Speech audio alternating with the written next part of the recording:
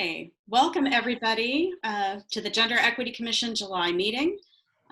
Good to have all of our commissioners with us, and if you're joining us from the public on the City channel on YouTube, welcome. We're glad that you're joining us today. We will be electronic today and for the foreseeable future.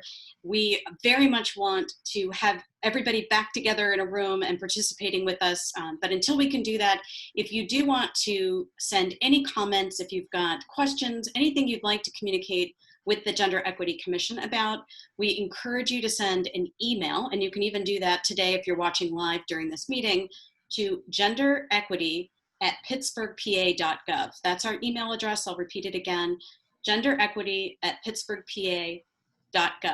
So feel free to drop us an email. We'll try and keep track of that. If you've got questions, you can email them, and maybe we'll be able to address those even at the end of today. So we will proceed. We are, again, commissioners, to remind you, we are recording and we are now live. Let's go ahead and do a quick roll call so we know who's with us. For our secretary, to let you know that we do have new commissioners who will be joining us next month. So we did have 3 new folks who were approved this morning by City Council. We just found out we should have a 4th person joining us. We're waiting on that hearing, and as soon as the city gets us official word and contact information, we'll be reaching out to onboard those new commissioners. So we will look forward to welcoming 4 new people, we hope, next month in August. Both Commissioner Megan Block and Commissioner Kathy Elliott have rolled off. So the remaining commissioners, we should have Commissioner Coffey. Are you with us? Present. All right, Commissioner. Present. Commissioner Fogarty. Here. Commissioner Gross. Here. Commissioner Hanson. Here. Commissioner Corball. Here. Commissioner Manuel, let us know she's not going to be in attendance. Shower.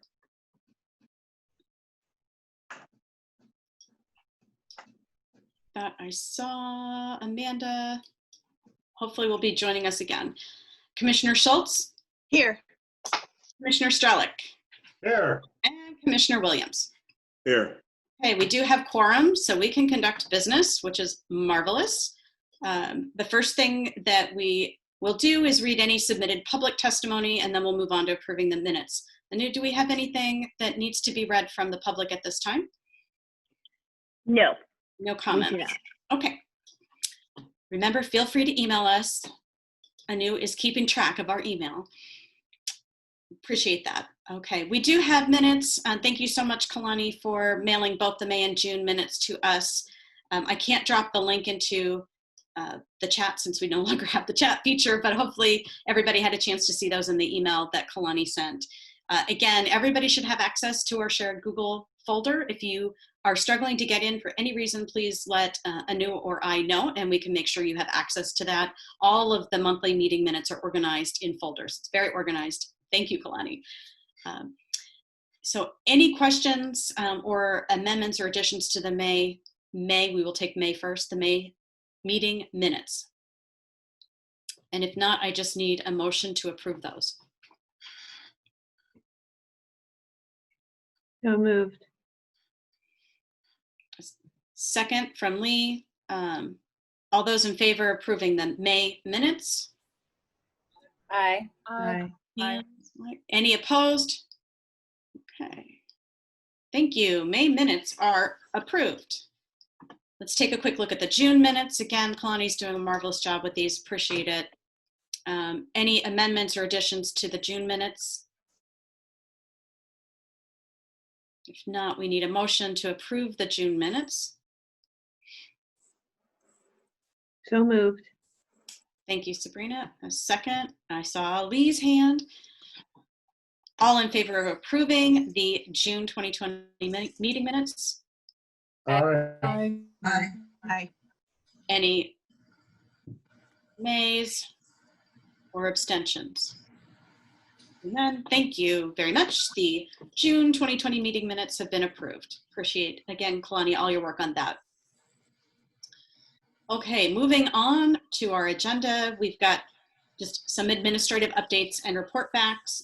First up is Anu with the Executive Director's Report. So sorry, I got my email up and I just need to pull up my document and unmute myself, and that's all good. So of course, the exciting news is that the appointments process, the mayor recommended 4 people for appointment. 3 of them were approved this morning by City Council: Morgan Overton, Alyssa Hall, and Diamante Walker. I think because of the scheduling of the interview, Sharon Higginbotham will be interviewed tomorrow, and hopefully we should know by next week. And so I expect that we will have 4 new commissioners. Very excited about that, and I'm looking forward to you all meeting and connecting with them. There is an invitation for commissioners.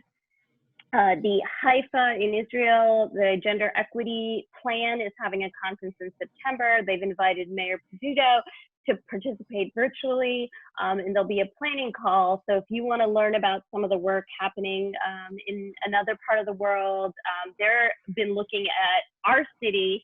As Rick said earlier, there is a lot of international interest. And Donna Mertenbaum, who is the director in Haifa, has read the Gender Equity Report from September, I think she said 4 times in a row. She stayed up all night when she first saw it. And so just to say that there is real excitement, and they know that this is the start, that we were doing an environmental scan. But I wanted to say that if you're interested in joining us July 31st at noon on Zoom, let me know, and just to learn about what's happening in a different part of the world. The Gender Analysis Committee is going to be regrouping. We do have a $67,000 budget that is official, and so we can go forward with community-based participatory research. I created a signature file. I'll put that in our shared folders, that if you're communicating with people and you want to have a way to reflect that you're on the Gender Equity Commission, just to make that available to you, you can ask me about it at any time. Since we had business cards made for all of you that said gender equity, but since we're not going anywhere or handing anyone our business cards, I wanted you to have a digital way to say, hey, I'm here from the Gender Equity Commission. Thank you for your service and representing. I just wanted to make that a little easier. One of the super exciting things that's happening this summer, and it's starting internally, you've all been hearing about the use of the UN Sustainable Development Goals, that we've become one of the cities in the US that's really trying to do work on implementing the human rights principles in local government, and doing a voluntary local review. So the first part of that is to find out what is happening in the city. So I've been helping to moderate conversations. I have learned so much. And I will tell when the city department committee gets back together, I'll have some things to fill you in about that really wonderful work to uphold human rights is happening, including things like urban agriculture. I know Commissioner Gross will be excited to hear about that.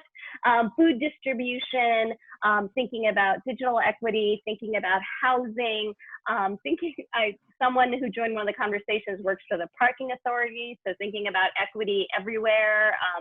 So the SDG work will be engaging the public, so we can find out.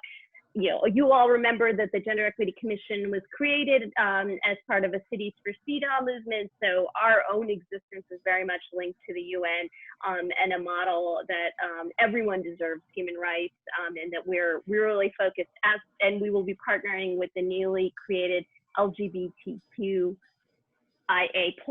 commission for the city, to make sure that gender inclusion, sexual orientation, identity, that those human rights are also upheld. So that work has been really exciting, and I look forward to reporting out to you more as that develops.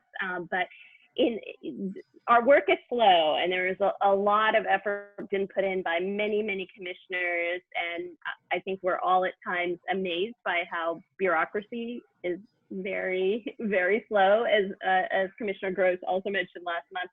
But these are some real signs for me about how the Gender Equity Commission is changing very slowly, but changing the culture of how city departments, city personnel. I'm getting a lot of people asking me questions, asking me about the Gender Equity Commission, asking what we mean when we say gender in an intersectional lens. So I think that there's lots of opportunities to continue educating people who want to learn and use some of the tools that we have very much at our fingers with this wonderful group of people with such great expertise and diverse experiences. Unless there are any questions, I think that's it for my executive director report. Any questions for Anu? Anybody? Looking at faces and looking for little hands up. Okay, I don't see any questions. Thank you, Anu, very much for that. And we're going to circle back around to a couple of the things that Anu mentioned momentarily, I think, in some of the committee reports. The executive committee has nothing new to report back.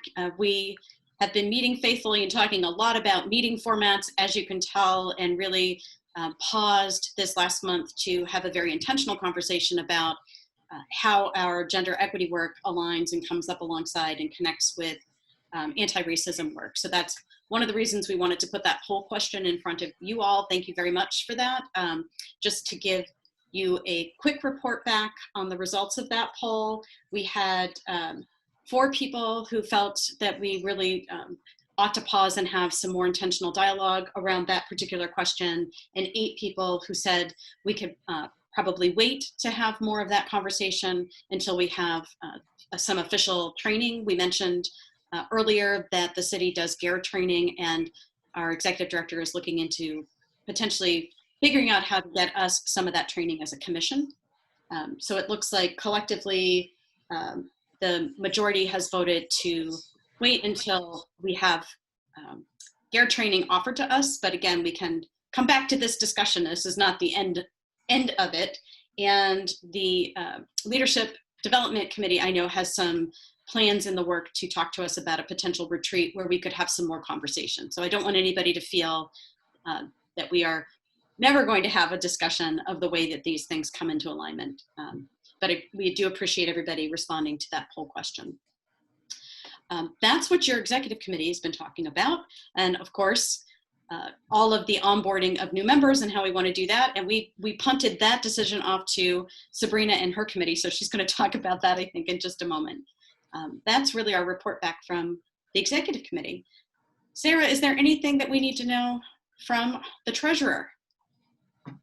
Not really. I'm going to defer speaking about the gender analysis because I'm sure the committee can speak, more directly to that, other than to say we have verbal commitment of some funding support there. So I'm aware that we have a couple piecemeal supports for funding, but something, and I don't know if Mike would be able to address this or not, but I'm just not certain. Is there anything that the commission or Anu might know? Is there anything that we need to be doing in terms of the 2021 budget, or is everything on hold right now? So it's more of a question that I have rather than an answer, unfortunately. So, Sarah, the answer is that we should be starting to think ahead to 2022, and that's something that in the past years, it's been you as a treasurer in the shifted finance committee, and we should be asking. What we've done in the past years is around this time, I have a note to do it August 1st. In my calendar to ask commissioners if they have recommendations for our budget requests, and then we put up a final set of recommendations. It would be useful if we have a master work plan into how the pieces fit together, the goals and objectives, which was started earlier this year, kind of put on hold in March, April. But the question is, should you and I start that process, and then we can bring in other commissioners as needed. I know that the finance committee may no longer exist, so I'm not entirely sure about that piece. Mm-hmm. Yeah, we didn't have an actual finance committee. We had obviously a treasurer role on the executive committee, but this has been an ongoing discussion, right, Sarah, since we don't have you know, budgetary responsibility like we might have if we were a nonprofit organization. Right. Yeah, so I appreciate that. Yeah. So no, I'll just speak with you offline then. Perfect, thanks. All right, thank you, Sarah. Sabrina, I turn it over to you with our Leadership and Governance Committee. Thank you, Jesse. So Amanda and Lee and I had a telephone conference meeting earlier this week to talk about several things related to onboarding new commissioners, a potential retreat coming up, and also a discussion of what a commissioner's job description looks like. So at this point in time, and if I'm looking off just because I have my notes over here to the side, but we discussed a list of suggested materials that we think should be provided to new commissioners. When the existing commissioners were appointed to the commission, we were meeting in person at that point, and everyone was provided with a excellent binder that had information in it that we thought folks needed to start the work on the commission. Although interestingly, we were starting at point 0, so a lot of that binder was just left with space to fill, and we've really filled it now with different things that we think new commissioners should have access to, including the history of the commission, the bylaws, the annual report, the Pittsburgh Inequity Report, and a calendar and meeting schedule for the commission coming up. That's just some examples of what we talked about. And Lee reached out to Anu to ask her to start collecting that information, and Anu responded that she would be doing that. So we're in the process of putting that all together. And what we've thought is that normally we would have suggested that we meet up for lunch or to get together to meet the new commissioners. Unfortunately, we're not in a position to do that. So the thought process was that we would schedule individual Zoom meetings or a new commissioner and 2 existing commissioners perhaps to go over that material and answer any questions that our new commissioners do have. One of the other things we discussed that it feels like some of the obstacles we have in moving forward and understanding our role is that we don't all start at the same point in understanding local city government and the way that it works. So we had we briefly talked about whether or not we should have a training on that, and Amanda provided a great idea that there is a training that many of city employees go through called the Citizens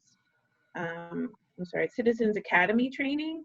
And so I am reaching out to Molly Onifer in the city to see if we'd be able to get a copy of that binder of the training so that we would be able to distribute it to not only our new commissioners, but our existing commissioners, just to review whether or not that could happen. And I see Anu saying something. Sabrina, I put the binder in our shared folder, so I can just send you a link to that. Oh, wonderful. Okay. And Molly Onifer is now the communications person for the city, not the head of the CLA. But so I can give you all that information just so you have the updates and make sure that you connect with the right people.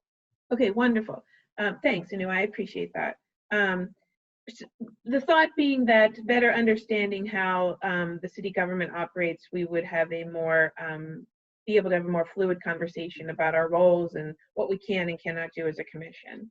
And then the other thing that we discussed was was possibly having a retreat again. We had a beautiful retreat at a beautiful location last summer. I think I'm trying to think of the time frame now. It feels like forever ago. And I don't know that we'd be able to meet in person at any foreseeable time. So what we did talk about was what a comfortable length of time would be for a retreat if we had to do it virtually. And the discussion of the group was that perhaps we at most could meet for a 3-hour time period, with the idea being that we break it down into 2 separate topics and take a break, so that we would finish with one topic, take a break, and start another topic. We all felt that we need to establish clear goals and directives for what this retreat would be, that it wouldn't just be a gathering to talk about general information that we would need to probably have, we would need to have a facilitator for the retreat as we did the first time. And we would need to establish what the goals and objectives of that retreat were before we even started. So there was some discussion about recommended facilitators. We all agreed that we need and should pay the facilitator for their time and work, that it's not an expected volunteer job, and that I know we have some minimal funds available, but it didn't match up to what we thought was the value of the work of the facilitator. So we could talk about that as a committee. And so based on what the goals and objectives are, then we can better decide what facilitator would best fit that type of retreat. And then the last thing is we are meeting again virtually on Friday to finalize a job description for commissioners. So we'll be able to provide that as part of the new binder that we're giving to the new commissioners. So that's basically what we discussed. I don't know if anybody has any questions, but I'd be happy to try and answer them. And Lee, did I miss something? No, you didn't miss something. I just wanted to say to Jalissa, however, that we're sorry we didn't start with you, but we weren't at that point. So we will be following up with you, even though you've been here for a while, just so we get to know you and also get to provide you with some of that information. So our apologies, and I, for one, look forward to getting to know you better. I 1000% agree. Yeah, I 1000% agree with Lee. And like many things, we were starting at zero. So we've tried to put these things together. So absolutely, that is our goal, to start there. So, and I do apologize too as well. But if there's anything you think needs to be added to that, you're our best test case. Yeah. So, let us know. Absolutely. Maybe we could talk offline as well too. Yeah. Okay. Yeah, I'm definitely happy to chat offline about it. Okay, Great. I'll reach out to you if that's okay. That's really Okay, that's perfect. Jesse in the new, I just wanted to jump in that I got a call from Janet. She's sitting in the waiting area to be let in. I don't know if she's in already. She's in. I can't. She's in? Okay. Yeah, there wasn't a chat feature, so I said, let me go ahead and interrupt. I can see her. I'm here. Hi, Janet. Sabrina, thank you so much for getting the committee together. That was a lot of really great and helpful work. Well, we should thank Lee, but thanks to Lee and Amanda for us all to be together. So, Are there any other questions for Sabrina about the leadership development? This is really going to be important work with the 4 new folks coming. 4 is practically a third of our group. That's a lot of people. I just have a quick clarifying question. So the retreat would be different from any training we got with the anti-racist work? Yes, that was the idea we were thinking. The training should be something separate than a retreat. And the poll was helpful to sort of guide us a little bit, I think, on the objectives of the retreat and what we were prioritizing there. Thank you again, Sabrina. That's super helpful. If there are no other questions, Lee, yes? Yeah, just a question in terms of, our new commissioners coming on. And I mean, we've been lucky all around that everybody is really great on this, but we do have some positions that need to be filled specifically in our ordinance. Is that being paid attention to at all? Do we have any input on that? It is absolutely being paid attention to, Lee, so that, in fact, in the executive director report, it identifies which positions the incoming commissioners are filling.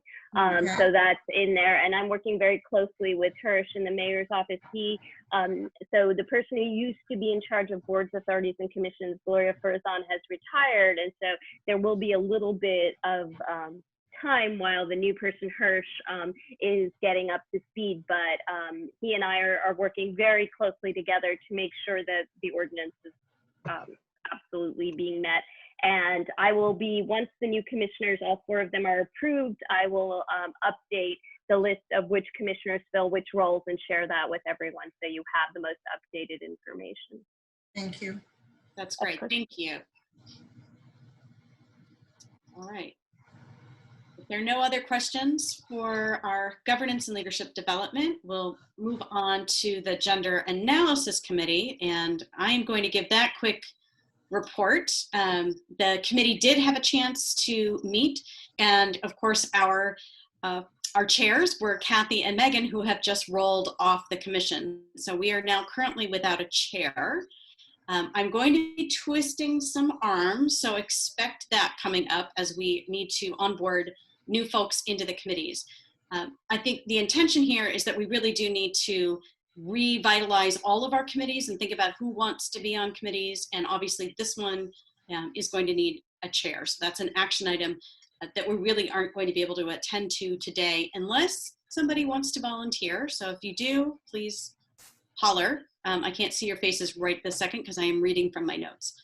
But just to give you the quick overview of what's going on with our gender analysis, you heard Anu say the very good news that we do have, and in fact, Sarah, it's no longer just a verbal agreement. We've got it in writing. We have $67,000, which was the $22,000 budget plus the $45,000 gender analysis budget. So we put those figures together back in April. That's where that figure came from all of our thinking. We asked for that. In fact, we rounded up to 70, but they approved 67. So we have that approval, which is wonderful. We talked a lot in our committee meeting about the RFP process and potentially getting a consultant who would help us with this work, particularly because we're using this community-based participatory research model.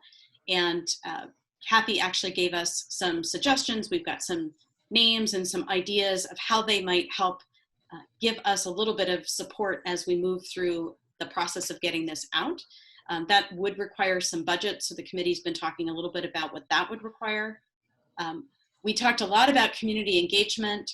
We wanted to make sure we circled back to the community members who've been helping us to this point. So Anu did send a message out to everybody who was on our mailing list. Remember, we had all of those community meetings, so people had been signing up. So Anu has communicated with those folks. You should all have received a copy of that email, so you should be in the loop on what she sent.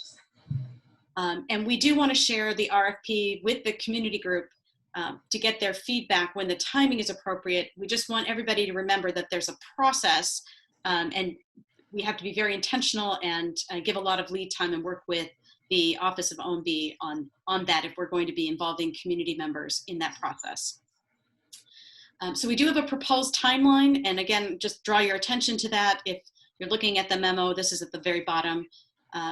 We want to get the new commissioners on board sort of this month and next month, get that committee reformulated and get a new chair, and then really let the new committee have a chance to meet with OMB and create and plan the budget proposal for the RFP consultant. So that's going to be a big next step, but we want to have the chair on board to do that. And then the RFP is going to need to be finalized and work with the community on what that feedback process is going to look like, and then work with OMB on getting that publicly released. So those are the next steps from the gender analysis. Does anybody have any questions? Appreciate that committee's work too. Okay. And it's helpful to have these timelines. I really appreciate how the workforce equity group's been helping us put these very intentional timelines together. Super useful. Okay. I don't see any questions, so we will move on to the next update. And again, I didn't see anybody raise their hand or yell about being chair of the Gender Analysis Committee. So be prepared, everybody. Next month, we're going to be reorganizing some of these committees and twisting some arms. Workforce Equity Committee. Sarah, would you like to give us some updates? Sure. So I hope that everybody had a chance to review the memo that our committee prepared for today's meeting. Just to highlight a couple of the points, this past month, we paused the planning of our Workforce Equity Initiative to consider some key questions, including should workforce equity be a priority for the Gender Equity Commission right now? Is pay equity still the quote unquote right initial focus for this initiative? Should we move forward? And finally, how can we model racial equity principles in the design of the initiative and the project? So our answer to the first two questions were both yes, that it is a priority right now because work and by extension, workforce equity is essential to folks' livelihood. And we're all deeply aware of the high levels of inequality that persons of color and gender diverse individuals will experience as they attempt to return to the workplace and or achieve sustainable wages equal to or better than what they had before the pandemic began. So these are all, you can see, of course, we had more points around the details of that, but largely we're looking at this as it's a major equity issue. It's going to continue to be a major issue.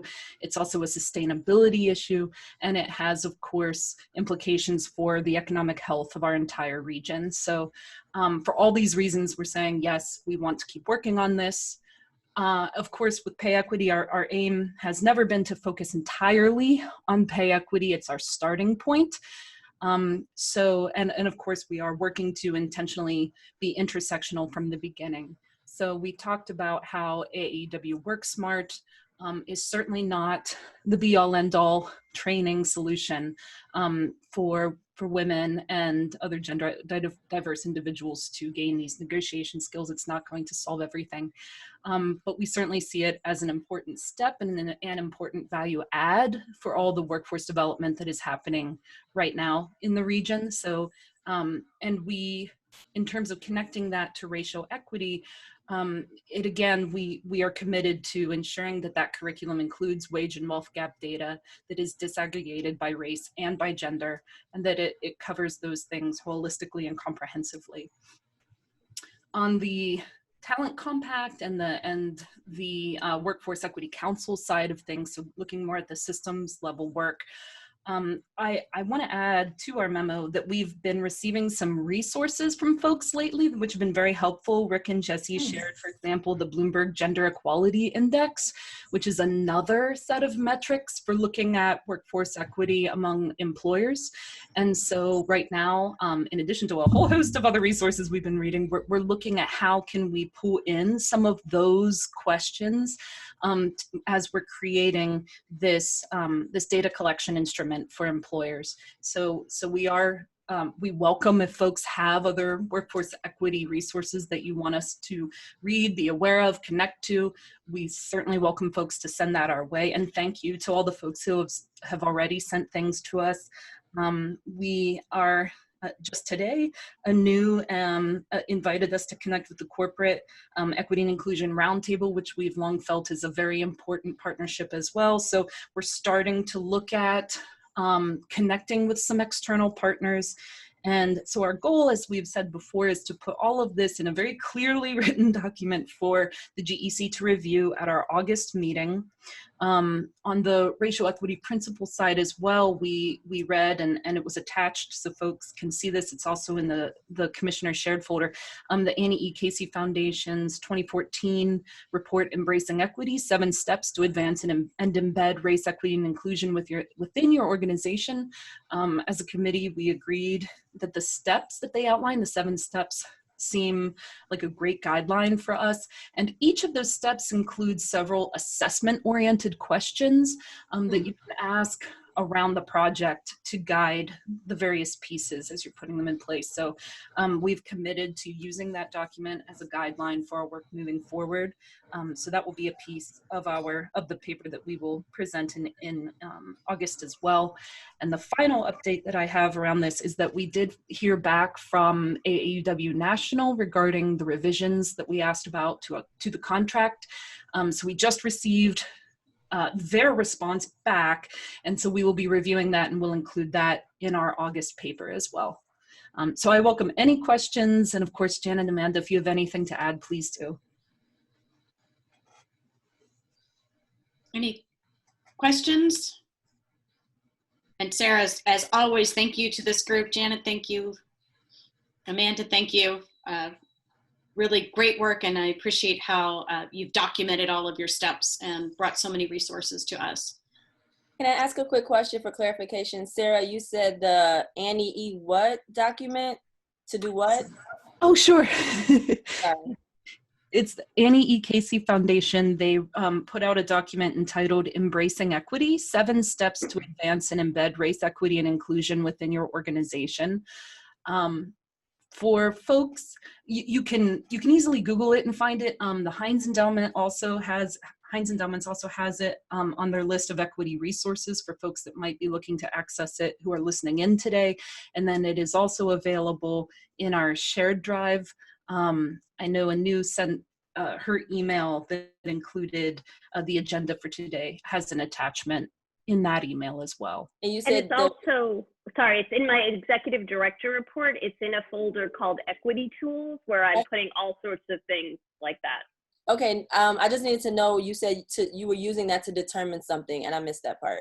Oh, sure. We're using it as a guideline to help us ensure that we have racial equity principles infused throughout this project. So we're using it to guide our design. Jesse, I just wanted to make a comment. I also sit on the Corporate Equity Inclusion Roundtable Working Group, and I had introduced this workforce initiative that the Gender Equity Commission is doing because they had mentioned about the report, and they had some negative views about the report like everyone else had. Once they read it, and just get the cliff notes of the report, but not the content of the report in its entirety. And I said, we have a number of initiatives that are going on. So I mentioned to them that they have their annual event coming up, and is it possible for the for the Gender Equity Commission to make a presentation about some of the initiatives that the commission is doing? And I've shared this with Jesse, and I've shared this with Lee. A lot of people are going ahead and mentioning the report and not really understanding that there was a commission that commissioned the report, and there's action items that we're doing and initiatives that we're doing to further the work. So this will be another stage for us to be able to share the work and initiatives, the multiple initiatives that we're doing, and this is just one of them. Just wanted to share that. Thank you, Rick. Yeah, I appreciate that. So if we get that invitation, we can discuss who should attend and make sure everybody's got talking points and comfortable presenting. Appreciate that. Any other questions for our Workforce Equity Committee? I know we're going to see a big paper. It's like you've got a really big homework project due for next month. Yes. I appreciate that you're working hard on that term paper that we're all going to take a look at. And I know August is, when a lot of people go away. So we do appreciate if everybody make sure you set aside a little bit of time to prep for that meeting, because we really want you to have a chance to dive into that paper. This committee's been working really hard and thought it would be the best use of your time to kind of pull it together into a white paper and then share it with you. So I do appreciate that. All right, seeing no other hands or questions or concerns, we'll move forward. Thank you, Sarah. The City Department Analysis Committee. This, of course, we've got Mike as our head. We've been intentionally on hiatus with this committee for the last couple of months. We decided that as a full commission to put our energies into some of the other things we were working on. So Mike, I know that you've been intentionally on hiatus, and so we weren't expecting a report, but I think the big question before us, if you are willing to lead us in a little conversation, is now the time? Do we want to re-energize this group? Do you have some thoughts for us? And if so, what do we want to work on? Mike, I don't know if you've got any thoughts. Yeah, I know we were temporarily on hold for a couple months until we could meet in person again, but we may need to be prepared that we're not going to be meeting in person again until next summer. So I personally hate these Zoom meetings and get nothing of value out of them. So if someone else was in charge of this, maybe they'd be plowing ahead meeting with department directors over the internet. I am not the one who's going to be doing that. The format's hard, there is no question, and there's nothing like being able to just go into somebody's office and get to know them. This is tough, for sure. I welcome everybody's thoughts. You're very welcome to unmute if you want to wave your hand, if you've got a comment. I mean, I think this is a really important conversation to have now. Like, is this what we want to do? I saw Deb and then Kalani. So yeah, before we had to all stay at home, we had this really nicely organized kind of Gantt chart of what was going to happen in what order. And it's just, unfortunately, kind of like just parked, right? Maybe one day we'll get back to that. So I won't fail to take advantage of the opportunity to talk about gender-based budgeting and the fact that that is also the work of looking at each department, which is slightly different from the approach we were going to take of like departmental engagement. But I just can't help but mention that, you know, we have intense citizen engagement that is way above and beyond a normal year in interest in what is the city budget and what are we doing with it. And so I think we shouldn't miss the opportunity to engage in that conversation, especially given our principles about what do we title that document that we just put out? Comfortable new normal. The new normal, right? And the, you know, childcare issues, the universal basic income, the disaggregated data stuff. This is all relevant to what we're going to fund for each city department and each budget. So whether, you know, we've heard from departments that they don't have the resources to do disaggregation, let's fund it, right? Let's ask that be prioritized in a city budget. That's an easy one. The really big, tough ones that we have in front of us are, you know, are we going to reorganize the city budget to not spend, you know, 20% of it on policing? And that means moving tens of millions of dollars from what we've always done to what we think we should do. And that's kind of where our daily conversation is with city residents right now, right? I get emails every day, you know, don't do this capital project, don't move the Zone 5. I've gotten flooded in the last week. Don't move the Zone 5 police station from Washington Boulevard to East Liberty. So, I mean, that's an example. The citizens are doing their own analysis of our city, both operating and capital budgets, and expressing their opinions in a much greater detail and higher level than anyone else. And so I think it's incumbent on the commission to, you know, engage in that work as well. And that is kind of, you know, looking at city department by city department too. So certainly where we're spending a lot of our time on city council. We have a public hearing at 6 o'clock tonight on policing issues. We had a public hearing on Saturday at 12 on policing issues. I have a link that I can't share with no chat room to the 3-hour post agenda that maybe some of you attended or have seen, that was on policing issues with probably 12 participants that I recommend to people. I think I did share that link to Jesse individually in a text message, but it covered like baby steps, right? The police are like, you know, were there and said, like, here are the reforms we've done. We could do more of those, to interim things like shifting lots and lots of money to kind of crisis and violence interventions, the kind of social workers on the scene, to let's make deep fundamental changes and actually fund the root causes of inequality and inequities in the city, like, you know, housing and poverty. So it really had a good gamut of speakers presenting on different perspectives, like I said, from like tiny, you know, police training to economic justice. And it had kind of like everything along the gamut. So that's a possibility for this committee, I'll just say. Thanks, Deb.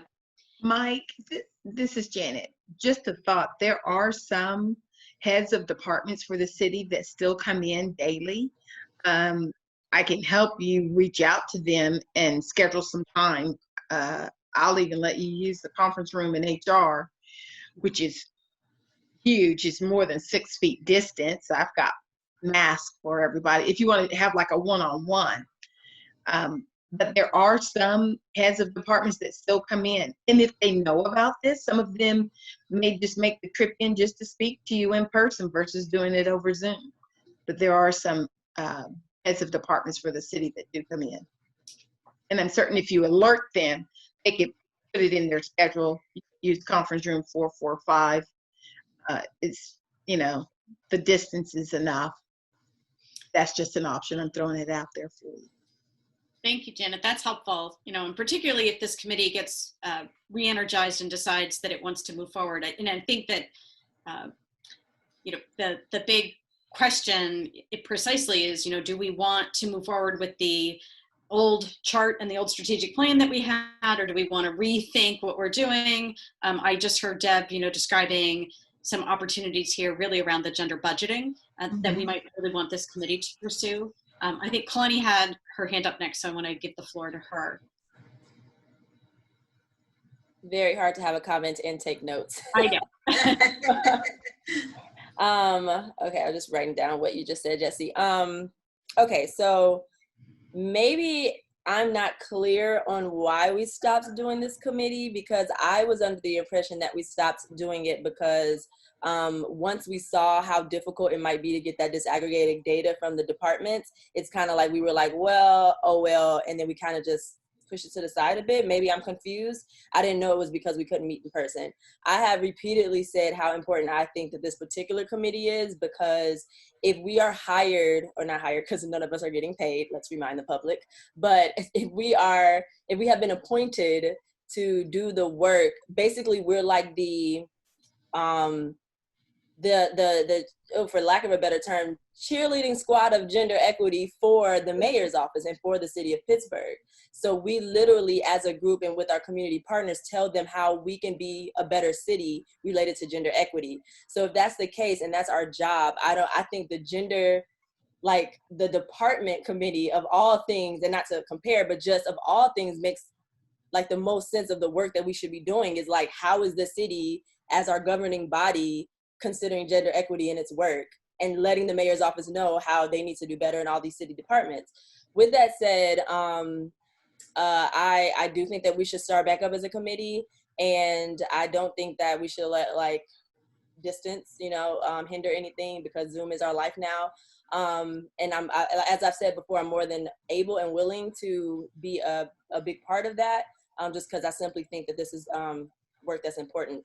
I also don't want to get shiny object syndrome and I think that sometimes, if I could be just a little critical publicly, I think that is easy to happen, especially right now, because so much is wrong with the world. And I think us being who we are individually and as a group, we want to save everything and do everything at once. And I think that has been both it's been a double-edged sword for us. And so I think that when it comes to the city departments, I know that budget is big with city council right now. And I know that, all these things, COVID, everything's going on, but I think we need to have a very specific goal when it comes to departments. Like, if it's going to be disaggregate your data, because we need to understand like where we're sitting right now as far as gender equity in the city, then that's what we need to be pushing. And we need to stick to that thing. I don't want to really switch to like focusing on budgets now, like, because that's not what we were talking about before. Jesse, you had said, asked the question, the big question is, do we want to stick with our original plan, or do we want to create a whole new one? And I honestly think that getting the basis of just to understand where we are as a city related to the city departments and how the Gender Equity Commission pushes the city towards certain goals, we need to understand what the data is. And so for me, I think pushing disaggregated data is probably level number one. So that's just my my little 2 cents, and yeah, thanks. Yeah, and that actually connects with the question we're going to talk about in just a few minutes around what we want to prioritize from our own policy recommendations. So we might be thinking about these things simultaneously. Just to remind everybody, the members of the City Department Analysis Committee, of course, Mike has been our very valuable chair of that committee. Kalani, of course, serves on this committee, Deb, Rick, and Sabrina, and myself. So what I'm hearing is some sense from all of you that we would like this committee to reboot, get going again. This is certainly, Kalani, as you just said, one of the primary objectives. It's actually in our ordinance that this is the work of the commission. So we absolutely do need to be doing this. But it was very difficult, obviously, back in March when we all got sent home and started working on some other things for the last couple of months. including our policy recommendations. So perhaps I could suggest then as chair to ask the committee to meet, and we have a couple of questions to sit before us. And I know I see your hand as well, just a second. But if this committee would be willing to meet and consider, take a look at the existing strategic plan, that big spreadsheet, and ask the question, is this the path forward, or do we want to add gender-based budgeting? Do we want to rethink how we were moving forward? We had very intentionally plotted out, just to remind everybody, and Jaleesa, if you haven't seen this, there's a big spreadsheet of all the city departments, and we'd organize them into sessions. Like we wanted to meet with a bunch of the departments in group 1, and then in group 2, and in group 3, to be very intentional about moving through the departments. So perhaps the committee could have some conversation, and I'm very happy to work with you to formulate some of the questions ahead of us, and then we could come back and have some of that conversation together in the August meeting. Anu, what did you want to share with us? So I think this goes back to Sabrina's point about understanding how city government works. And so just when Kalani was speaking, I think the sense was that the commission isn't having those conversations, but I'm having those conversations all the time with my colleagues. So the question is how to update the guide that was created last fall. It's a guide of discussion questions, what to ask departments. Like, I think that would be the document that the commission can work on. And as Jesse said, that one of the policy recommendations is for disaggregated data to set up a format for, if commissioners meet with departments, what kind of productive conversation would look like in the aftermath of COVID and after the civic unrest. But just to say that I was mentioning earlier the VLR meetings about the SDGs, that we actually talked about disaggregated data. So the work is being done. The question is, how does the commission hope to sit down with members of city departments, and what kind of tools or resources can we give them to help them with disaggregated data? So they know the word is out that we want disaggregated data, but beyond saying that to someone in a meeting, what does the commission want to offer? Do we have examples that we could use? And so, like, once again, I think last year, a whole set of questions and timelines and even how to have a conversation with a department was created. Those seem like they could be updated rather than starting from scratch. Okay, I have a quick comment on that. So when you're talking to these city departments currently now with our committee being on pause, are you talking in the sense of like from the GEC's point of view, or just as you as the GEC executive director in the Office of Equity with the city? Like, I guess I'm confused as to how those conversations are happening without the committee. Well, I'm using the policy recommendations. I'm always highlighting those policy recommendations, and one of the top ones is collect disaggregated data. So I'm always emphasizing the things that are in the policy recommendations document. But yes, I'm having meetings employee to employee, but for me, it's always amplifying the message that's in the documents that the commission has created, including the policy recommendations. But once again, I think that it makes sense to go back to those meetings. I'm saying we don't have to start from scratch. It's a way of merging what was created last year and updating them in partnership with the policy recommendations, and then thinking, what would a meeting look like with the city department? Because we had scripts and everything, and those need to be revisited, I think, so that they're productive meetings with a plan. So this could be another thing that the committee could take a look at. I think it's, Mike, are you willing to help us pull together a meeting with your group? Yeah, sure, we'll get something scheduled. Okay. Are there any other comments or questions? I just wanted to make a comment. I know initially we kind of laid out a strategy on the different departments. We got a lot of feedback from those initial visits that we did have with those city departments. I think we used it in some of our materials. So I agree with Kalani in regards to, yes, we need the disaggregated data. And also we need to have those conversations because they help us kind of move the agenda internally as far as our city departments are concerned. And it was also used as kind of a recruitment tool because the ordinance does ask for involvement with city departments as well as all of us that serve on the commission. So that is kind of like a threefold process for us to engage the different departments. Thanks, Rick.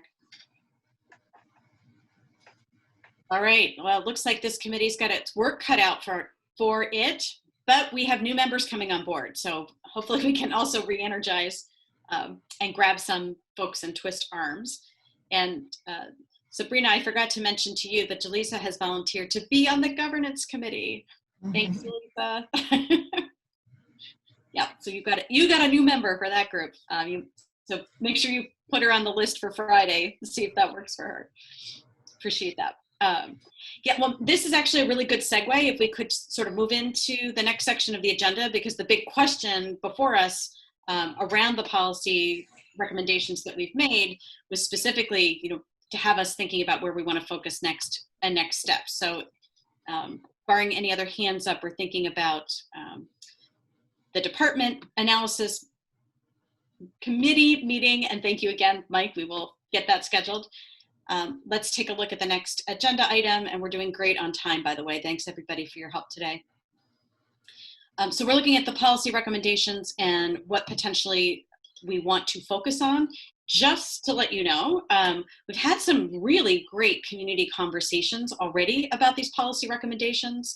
And I think something that Rick mentioned earlier is really important to remember. Like, our work gets a lot of conversation, but I don't know that people are really hearing as much about these policy recommendations, or they don't put the things together, or people don't understand that there are some next steps being taken. So I appreciate the attempt to connect our work back in the fall with these policy recommendations now. So a couple of weeks ago, Amanda and I had a really wonderful conversation with the Holocaust Center of Pittsburgh. They hosted us for an online conversation. Amanda knocked it out of the park.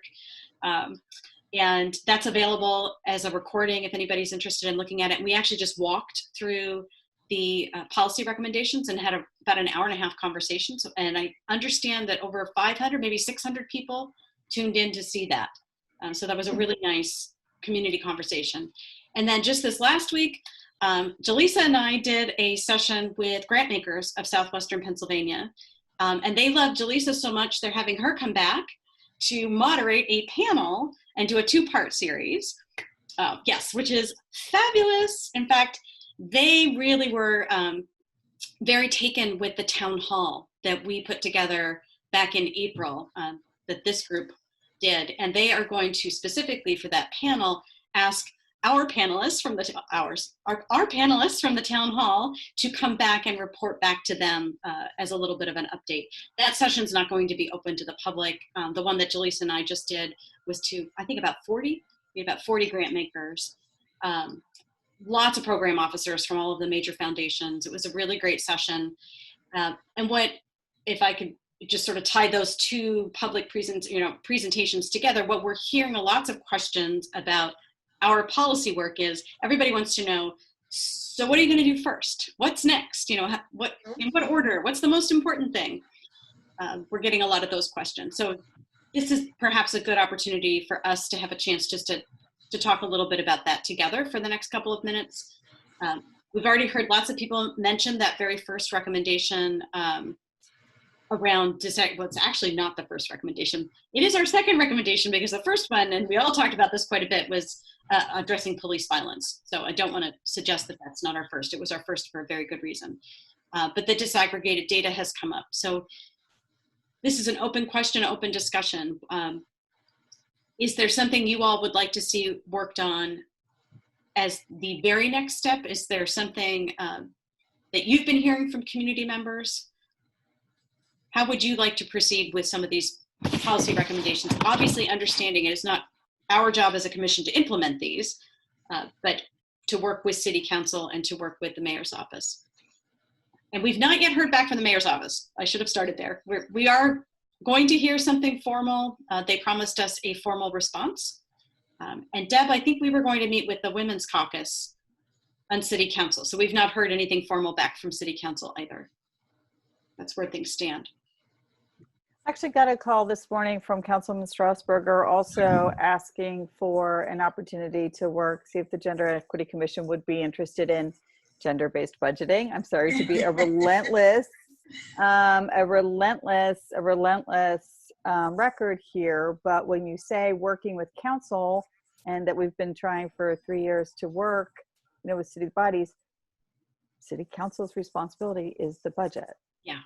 So that means if you want to work with city council, the work is working with the budget. So especially around her call this morning was around capital projects. And we feel like there's a real opportunity since we're doing so much more in terms of capital projects. You've heard me talk before about topics like, are snowplow sexist? Does it matter where we put street lighting? Does it matter where we're investing in things from sidewalks? How about lead water service line replacements? These things can have an investment in the, you know, intersectionally, like especially where Black women live and especially meeting their needs or not, right? I mean, just to draw an extreme, like you can spend a lot of money on fancy street lights for a street like Walnut Street or Butler Street, or you can provide critical infrastructure services or transportation or childcare facilities for poor places where, you know, near where people need them. Those are both two different kinds of capital budget expenditures. And we have the money, but which one will we do? So that is the work in front of us this budget season, right? And we will have a budget that we vote on by December 31st because that's the law. So I said I'd be happy to bring it up, and I always bring it up. But if we want to talk about some of that offline, about like how, you know, how much capacity we have to do that, or how many commissioners have the time and energy to do that, or, you know, what that looks like, I'm happy to do that after this meeting. And I think Councilwoman Smith would be happy to have that conversation as well. I'll just note for the record, since we're in the public meeting, that since we issued our policy recommendations, we had, I think within the week, the mayor saying that he was joining other mayors to do guaranteed income, which is very much the same thing as our number 11, which we recommended to him, I think a week earlier than that, piloting a universal basic income program. 2 lines above that is number 9, which is expanding access to quality early childhood education. And today, council members Gross, Strasburger, and Smith introduced a resolution to move $2 million towards childhood and child care initiatives with a cooperative agreement with the county. That was money that the Women's Caucus put in place actually in 2016, I believe, into the capital budget. And the mayor's administration has been struggling with executing that program. And so it's coincidental maybe that they were in a rush to do it this week before we go on recess, or maybe not, because we definitely did issue this policy.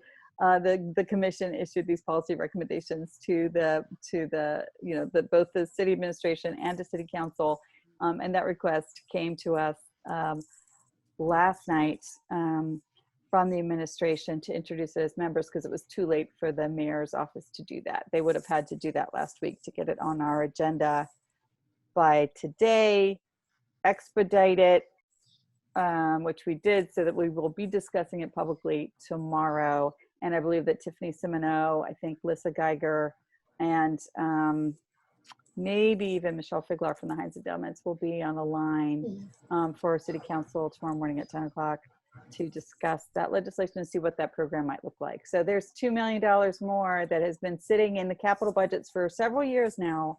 That looks like it's finally going to be administered for some positive outcomes. That'll be my question tomorrow. Like, what are you proposing this program be, and is it something that's going to immediately help households in need, especially essential worker, frontline workers, people we know that are low income workers, and we know are predominantly women and Black women in Pittsburgh who are having to show up to work and have childcare issues. I don't know if what they're proposing we'll be addressing those issues, but that's going to be the question that I ask tomorrow. That's fantastic. So yeah. Some great examples. So I do think that we can claim that we are having at least influence. Mm-hmm. I like to say. Good job, Deb. Thank you. Thank you. Thank you. Anu, I see your hand. Thank you. And I forgot to lower my hand earlier.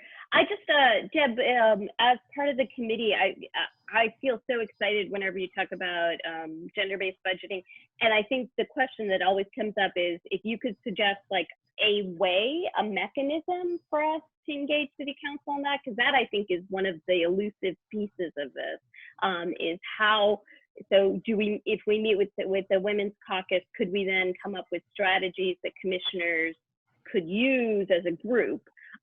Because I think that the how to implement what you're saying, which I feel like everyone seems to be very much on board. I won't speak for the whole commission, but I seem to have heard a lot of support for the gender-based budgeting.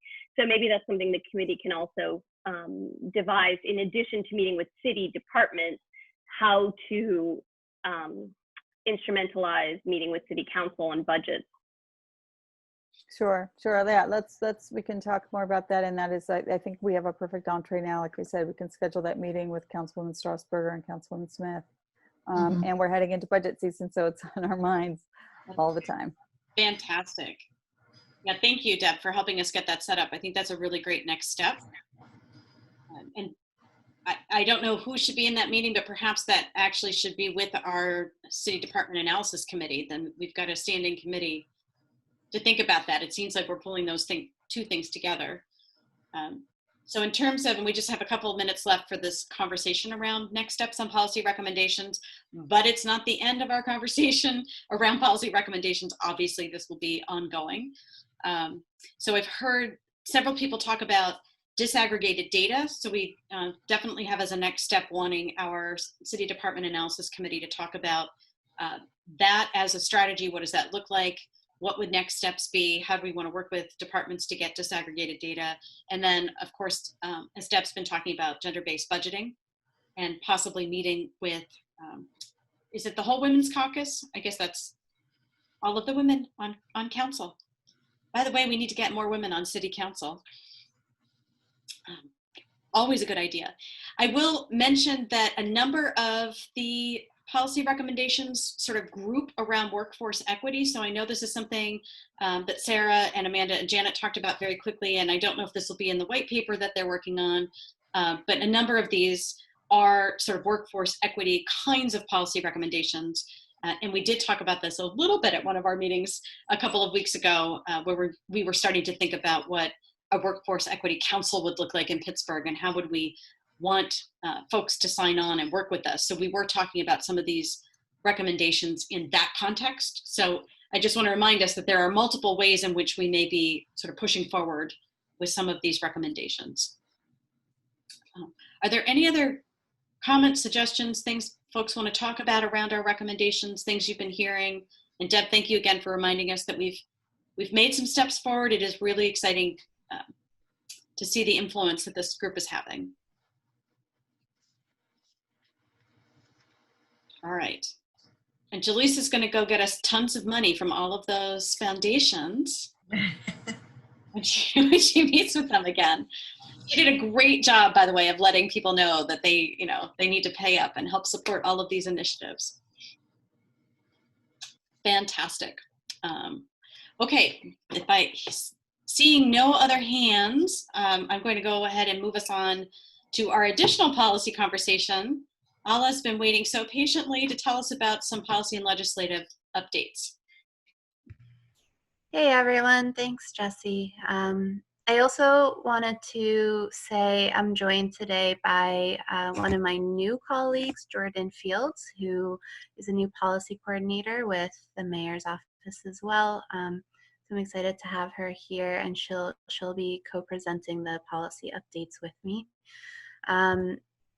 First up, what you guys were just talking about, your policy recommendations. The mayor has compiled responses to each of your policy recommendations, and as promised, we'll be sending them to you this week. So you should expect those very soon. Any questions about that before I move on? It's marvelous. Thank you. Cool. Next up, I also wanted to give an update about the guaranteed income work. There is, as Councilperson Gross mentioned earlier, the universal basic income model that the city of Pittsburgh is now a part of. It's still in its very early stages of development, and it is going to be specifically funding for a guaranteed income pilot for a specific population, and that population is currently unknown. The staff who on our end who are working on this are Chief Lindsay Powell, Ernest Rajacone, and Oliver Beasley. We're joining cities, 11 other cities, like Stockton, California. And Stockton, California's model is likely what it looks like things are going to look like here in Pittsburgh as well. So through this program, they are helping us basically figure out all the ins and outs of this pilot. And right now we're in Stockton. The city is giving out $500 a month to 125 eligible residents. In Pittsburgh, it'll look something like that.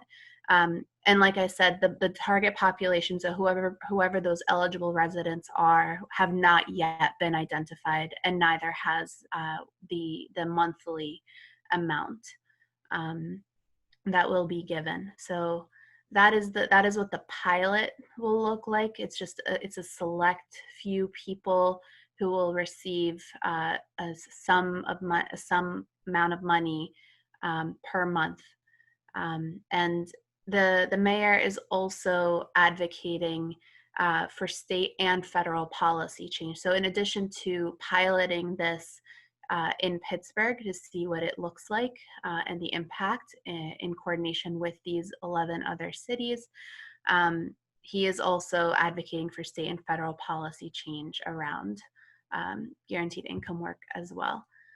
Are there any questions around this? Kalani. Do you know how long the pilot would be yet? Or I know you said it's in the beginning stages, but I'm just curious. I do not, and I can definitely ask. And if they know, I'm sure they'll be able to tell us. But like I said, yes, definitely still trying to figure out all those details at the moment. But I can mark down that question. And I have one more question, just Sure. based off of what we've learned with the gender analysis project that we did, or the report in community involvement. So I just found it interesting. I think you named like 3 or 4 people that would be deciding this predetermined amount and predetermined group of select people to receive this. And I just wonder, have you all considered, or are they considering how they're going to involve the entire community in that decision? Because I can see how it could backfire. That's also, excuse me, a great question. And the people that I named are not the ones necessarily making the call by any means. They're just the staffers on behalf of the mayor's office that are participating in the calls with the other cities and doing the work to get this off the ground. So they're staffing everything, but I'm sure that there's more to it and more people will have a voice at the table. I am adding that to the list of questions and can certainly clarify at a future meeting. Amanda's got a question. To follow up with Kalani's really great questions and points, do we know if whoever is going to be working on this is either looking at our recommendation and or making sure they're looking at the Gender Equity Commission report that came out, which cited the circumstances of individuals intersectionally by gender and race and how they're faring in the city, and or considering the town hall conversation that was hosted by the GEC and the individuals who talked about how different communities are faring. And the Stockton report, do we know whether or not, and I heard about this and I think it's awesome, and do we know how they arrived at their model and whether or not they used an intersectional lens when creating their model? Are those things that we have answers to, or are they considering in their decision making and when they consider how to build this for Pittsburgh? Thank you, Amanda, for these questions. I'm noting them down. What I'm hearing is that you want to ensure that our team here in Pittsburgh is using the resources that the GEC has made available to everyone, both through the report and through the town hall conversations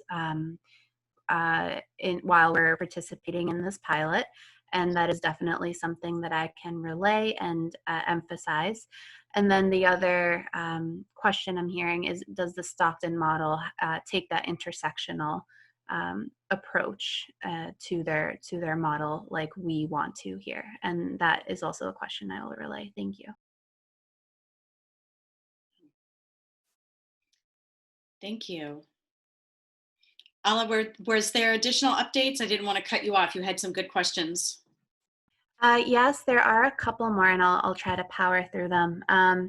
First, I wanted to give you an update on, or next, I should say, I wanted to give you an update on the task force, the mayor's task force on police reform.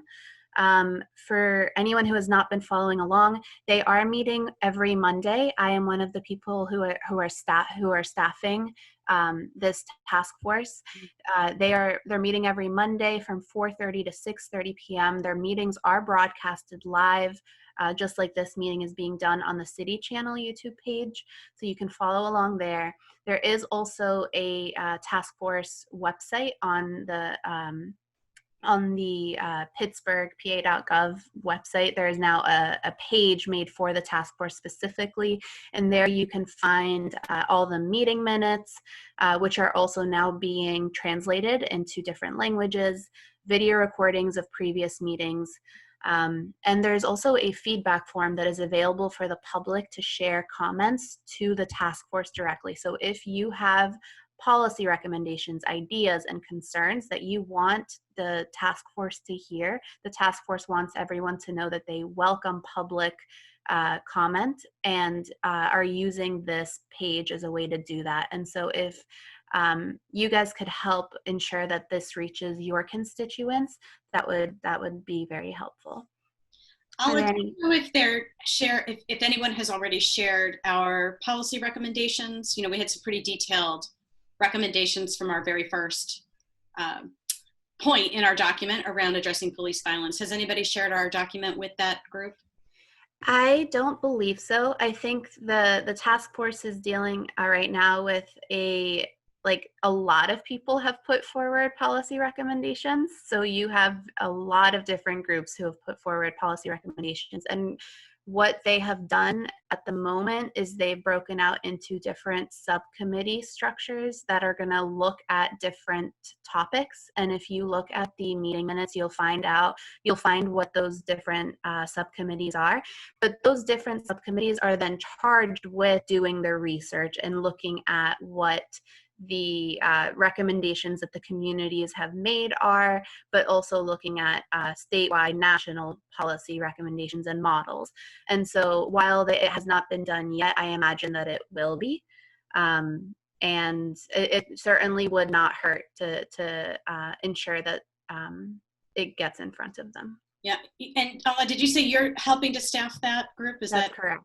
So yes. If perhaps we could ask you to just make sure that task force has copies or a link to our policy recommendations, given that absolutely, I can make sure that it's circulated and came from the community, and lots of research went into those. So I think that's really a starting place. I can definitely do that, and I'll make sure that it's circulated. Thank you. Any other questions about the police reform task force? Amanda? I guess I have a general question about policy in general for the mayor's office and any other task force, commission, etc. The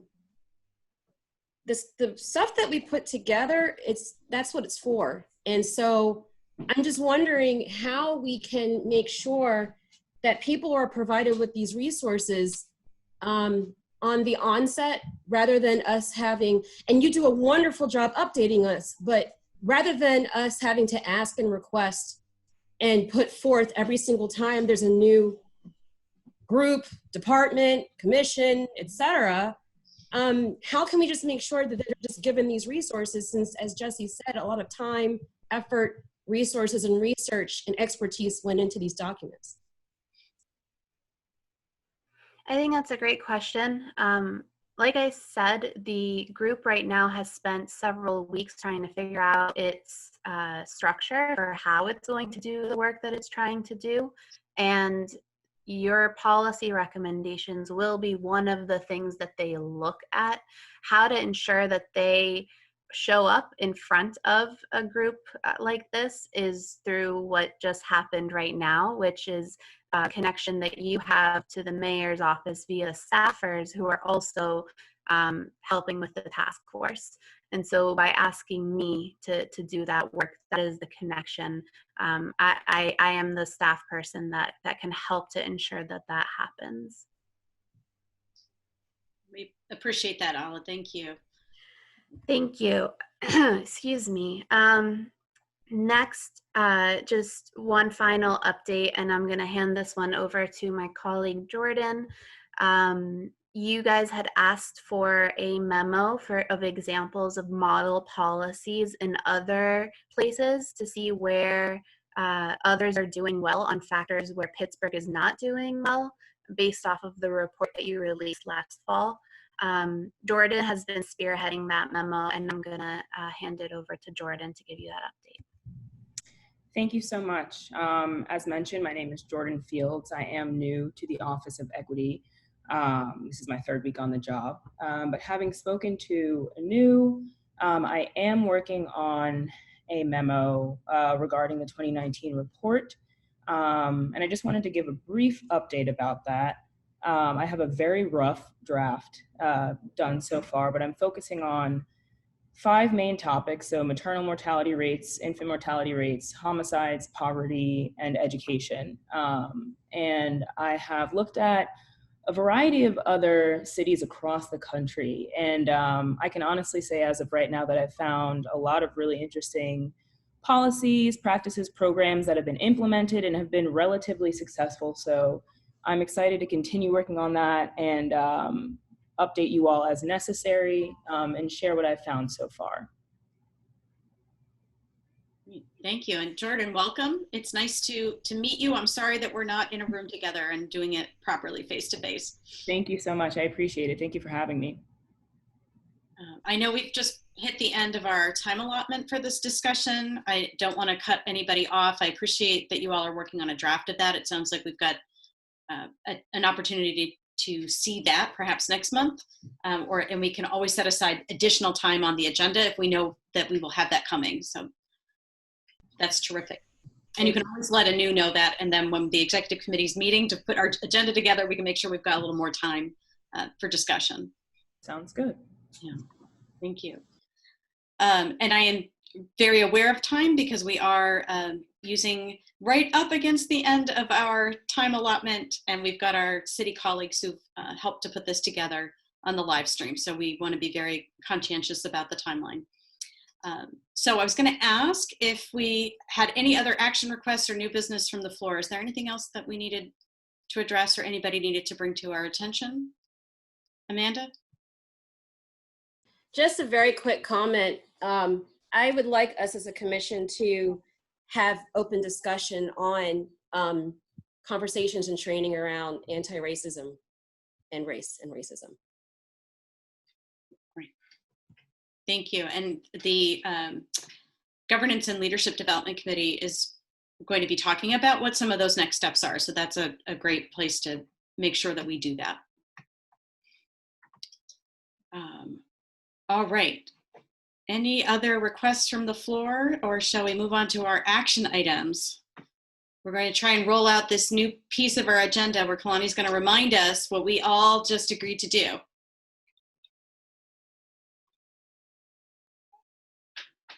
Okay, am I up? Yep. What are we committed to? All right, so Anu stressed that we have an opportunity to participate in that Israel gender meeting on July 31st at noon. So that's a thing. Don't forget that is a thing. Actually, this is a little harder than I thought. I do have it highlighted in the notes what the action items are, but who was this? Talent and Workforce Equity. We'll be putting all of this into a document for the GEC meeting in August. Oh, the Workforce Equity Committee will be putting all of their stuff into the a document for us to read at the August meeting. I believe that was what you said. Rick will be talking into the Corporate Equity Roundtable about possibly having us present if we get an invitation. I think that was honestly, and then Ala said that she will make sure that our recommendations get circulated throughout the policing task force with at the mayor's office. So that's what I have, but I will go back through the minutes, and if you want to refer to the minutes later to see if any have been updated, they will be there in the action items section for July. And all the committees have action items. I know all of the committees are meeting. Yeah. They've all got their own action items for next steps. So thank you. Thanks, Kalani. We'll see if that works for you. This was our trial run since we suggested it. And I appreciate your attempt. It's hard. Kalani's working hard at doing 5 things at once. Anu, did we get any public comments? Anything you need to read? I checked my email 5 minutes ago, but no phone calls or emails with public comments. All right. Thank you for checking. We are trying to use all the digital tools and all of our resources. Very much appreciated. Then it's time to wrap up. Our next meeting is scheduled for August 18th from 2:30 to 4:30. We will be meeting again online. If you're joining us from the public, we will be streaming again. Please do reach out. Please do feel free to email us questions, comments, concerns. We really do want to be engaging with the public. This is tough on everybody right now in the middle of a pandemic. We're all doing the best we can do. I hope everybody's staying safe and healthy. And with that said, I just need a motion to adjourn. This is Janet. I make a motion to adjourn the meeting. Second. Thank you. We're adjourned. I thought nobody wanted to adjourn.